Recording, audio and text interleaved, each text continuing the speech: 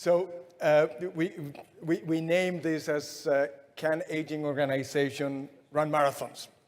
And there is a purpose behind that, which is, well, marathons are run outside, but they are won inside.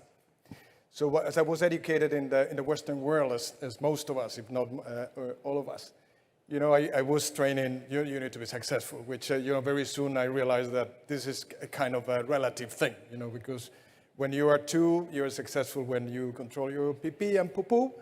When you're 6, you become successful, when you remember all the million things that you learned that day. When you are 10 is how many friends do you collect. When you are 17, you get your driving license. When you are 20, you get some intimacy. When you are 40, you become successful. If you are rich, if you are filthy rich when you are 50, you're incredibly successful. But then there is a flip that happens also in organization, which is you're successful when you're 60 if you have some intimacy. At 70, if you still drive. At 80, if you remember what happened in the day. At 90, if you have any friends left. And 95, if you control the PM pool. So metaphorically, this applies very much to how organizations evolve.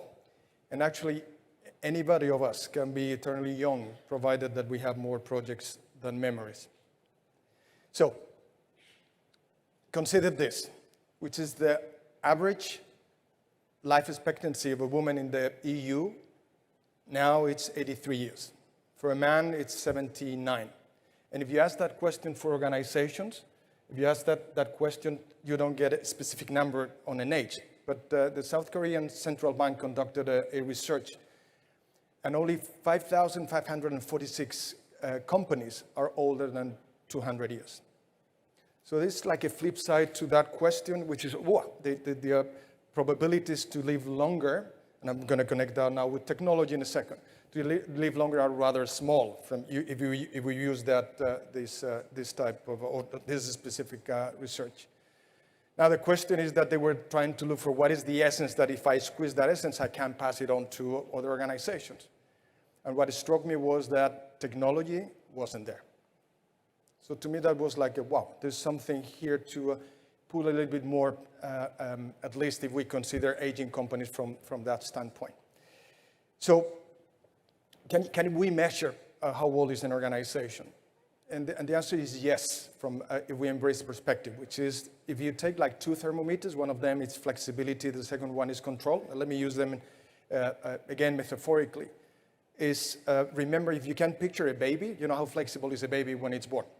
It's physically and mentally totally open, so super flexible. But as life goes, eventually when you face the final of your journey, you become mentally rigid and physically stiff, right? Organizations do the same. Now let's think about control. What is the control that a baby has? Very little, right? We depend when we are babies. But then you gain control until an inflection point, and also at the end of your journey, you become dependent again. So those patterns also are followed by organizations from when they are young to when they become matured, when they age, when they die. So if we look at that, it's also you can say that you can be eternally young if you're an organization, provided that you have more flexibility than you have control. Translated that into more of a business jargon is you can be eternally young, provided that your obsession of delivering more client value than anybody else is at the core of what you do business. And what is control? Internal systems, processes, policies, metrics, and all the like. So you can be eternally young as an organization, provided that your client focus is at the top and beyond and what is your internal controls. So, and then technology, about technology. It changed totally the way we conduct business and how we drive business. And if you think about technology this way, is when I meet with executives all over the world like us, what amazes me a bit is that we get so much connected with what is the new thing, that we don't consider at times that there are already technologies and new business models enhanced by technologies or enabled by technologies that it's competing and taking away part of our market share right now. And business models like platforms and the like, we are all familiar with the Amazons and the Googles and the like, But what it strikes me is that we focus more on what is coming next, as opposed that there is a battle being now fought right now as we speak.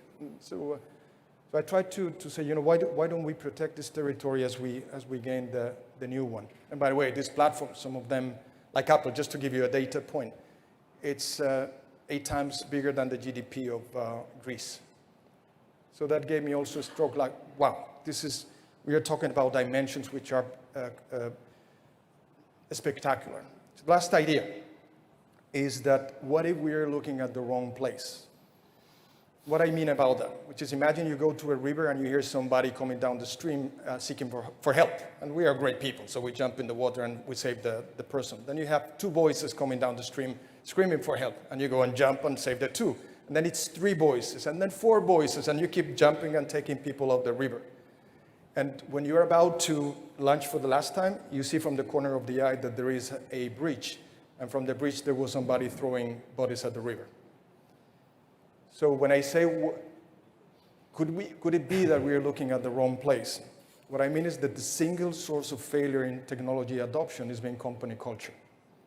And that is not as high as the technology itself.